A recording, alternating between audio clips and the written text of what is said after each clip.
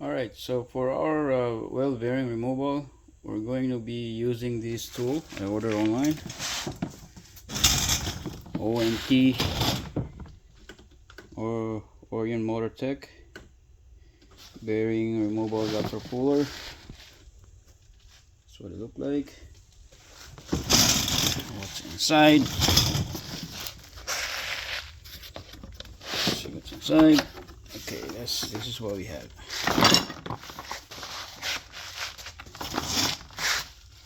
So pretty much all the adapter you could possibly need. So this is gonna be the first time I'm using this kit, so let's just bear with me.